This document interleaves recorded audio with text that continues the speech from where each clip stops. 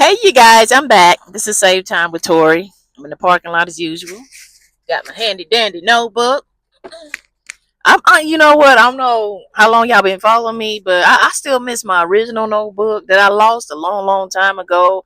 I'm still mad. Like I had like a whole lot of ideas and for the videos, and I just cannot to this day. And this was like months ago. I don't know what happened to that thing. That's the devil's work.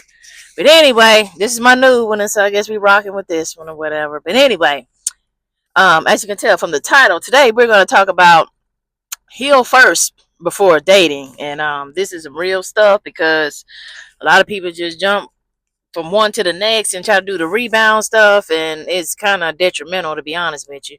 Hold on. I want to turn my air up a little bit, but the sound is kind of too loud, and I don't want it to like make my video sound all crazy and shit. And another thing, I don't think I can stay parked too long either because I think I'm having radiator issues up on my hood because I stay parked longer than like 20 minutes, give or take. My car start overheating or whatever. But anyway, y'all can donate to the channel. Save time with Tori, need a new whip. But anyway, I'm joking. Well, not really, but if you want to, you can. That ain't why I'm here. I'm not begging. Like this ain't that. This ain't that. But anyway, my Cashapp is in the lead though. Anyway, point is, heal first before dating. The main reason is because you will bring that same energy from where you just left to where the hell you're going. Basically, you're going to be doing a lot of projecting. So if this man over here is cheating on you in the past, then your new man or woman or whoever's watching this video, they're gonna be like, accusing, and like being insecure, and like it's just a lot. It's just a lot going on. Like you're mentally not ready to, transition to, another relationship, and then all those same habits you had before, they're coming right along with you because you really haven't had time to reflect on, what happened and how to not do the same stuff, in the future.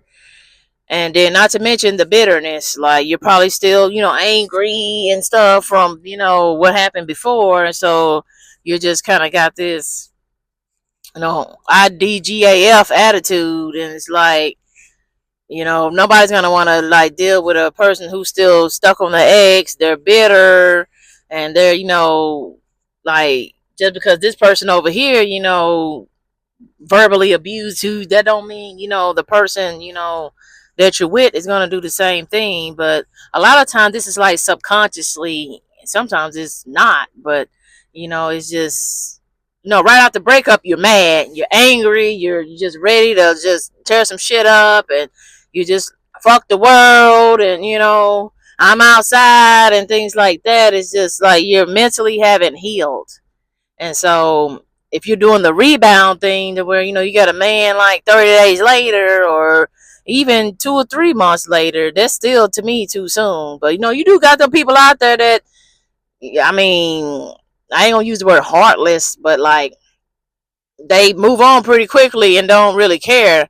But honestly, I think they do care. I think what it is that they suppress it. They're really good at suppressing it and hiding it and like trying to ignore the feelings. And then at some point in the future, I'm saying, all that shit comes bubbling back up, and then they end up exploding or taking it out on an innocent victim. And that victim don't even know what the hell just happened because this person over here just been holding it in for too damn long. I mean, you just need clarity, basically. Like when the relationship is over with, you just need to figure out what the hell went wrong. Sometimes you could have played a part in that as well. Now on the camera, it didn't freeze. It ain't always the other person's fault. You need to look in the mirror and figure out, what I'm saying, was there something better you could have done? I mean, not. I mean, it is. It's not necessarily like, I'm trying to explain this. Like sometimes it's one of them situations where you let shit go on too long. Like like they start coming in late, and then you didn't check them the first time or the second time, and then because you didn't want to rock the boat, or you didn't want to stir up no shit, and then the shit just got pretty much out of hand at that point. That's kind of what I'm trying to say. Like, what you allow is what will continue. I don't know if I did a video about that already before. I'm pretty sure I did. Go back and check in the catalog. But anyway, like, you could have played a part as far as like not keeping yourself up. Maybe he became unattracted to you. I mean, that still don't get no motherfucking no reason to cheat. Like, let's not like try to cover this shit up though. But I'm just saying, like, however he met you, that's the way you need to stay. And I think I got a video about that. It's one of my older videos, but I might redo that one because a lot of people don't like to go back and look at shit. But anyway, if he's no longer attracted to you, then of course his eyes are gonna wander somewhere else, and you can't stop people from looking and things like that. But you can stop them from fucking, and you can just show them the dough. But I'm just saying, like, if you stop cooking, or if you just started like nagging too much, if you just started being ungrateful, about the things that he's doing for you, or if you know, whatever the case may be, whatever y'all arguing about, if it, just kind of got out of hand and nobody tried to fix it, then, 9 times out of 10, a unhappy person will start to wander off, and that's just facts. But anyway, hold on. I'm about tired. I'm about tired of these notifications.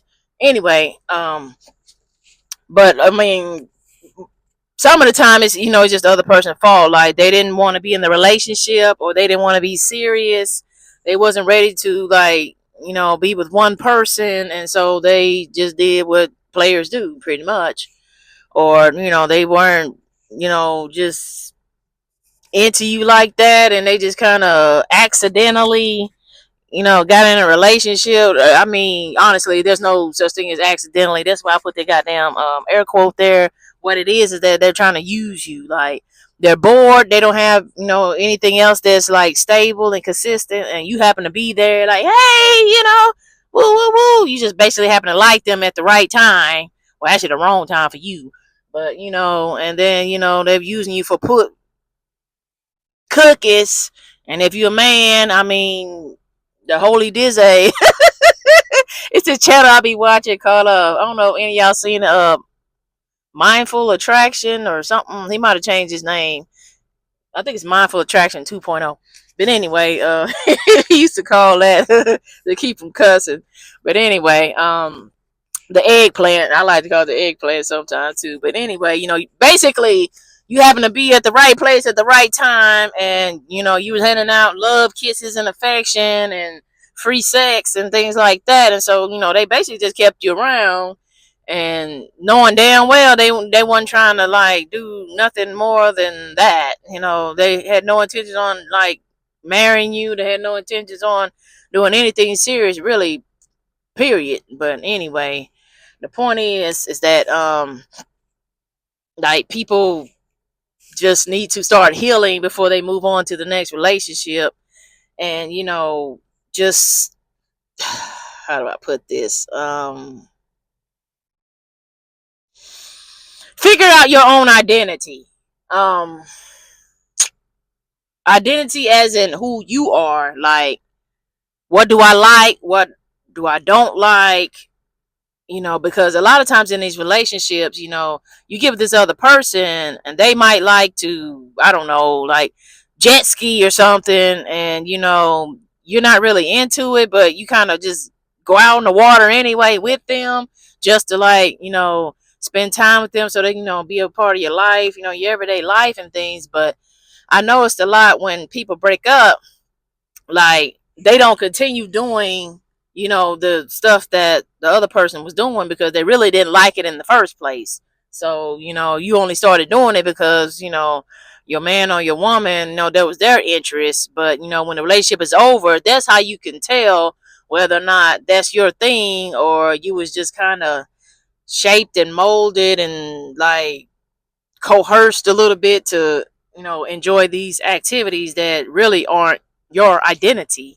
So that's what I'm saying. Like, find your identity and who you are, and what what you like to do. So when you go into the next relationship, you're not taking on somebody else's persona.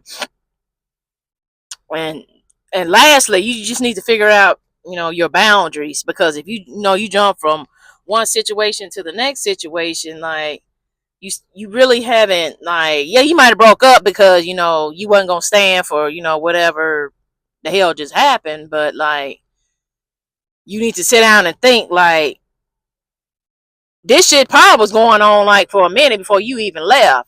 So like you don't wait until they cheat like 5 fucking times and then leave. Like you should be out on the first go, So you need to sit down and be like, hey, I'm not gonna stand for this. Don't tell this person that. I mean, you can if you want to, but I mean, I'm talking mentally.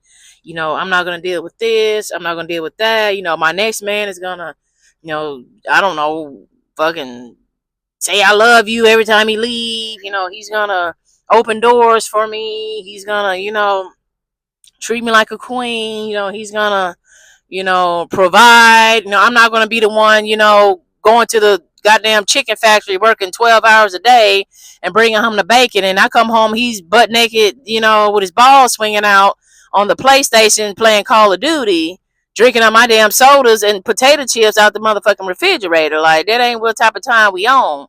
So basically just sit down and like get your, priorities in order and things like that, so you can make sure you don't basically jump into another situation that's pretty much similar to the one you just got out of. But that's pretty much the meat and potatoes of this conversation. Like I'm just kind of getting tired of, well, I don't know why I'm getting tired, because it's really not me. But I guess I can be tired for other people, right?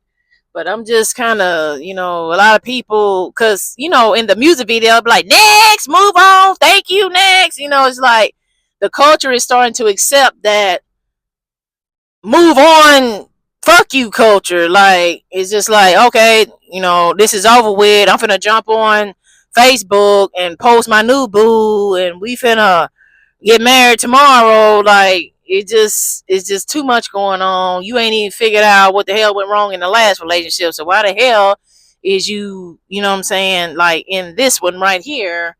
And it's just nobody knows how to sit by themselves and reflect and like become a better person. It's just all about, just finding the next person, and you're building up all these bodies and soul ties and things like that, and then you wonder why the next relationship is just as shitty as the one you just left, because you didn't do no inner work. You didn't do no work at all. You just wanted to fill that void that the other person just left you with, and you're basically stuck with a person you probably don't even really want. You might think you want them, they might be cute, and they might have been waiting forever to get a chance with you, whatever, but mentally you really haven't quite moved on yet, because the shit's still fresh and new. And so just stop pretending like I don't give a fuck. Yeah, you give a fuck. Just don't who you think you fooling. But anyway, this is Save Time with Tori, and I do what? I save you time from the bullshit. Okay, bye.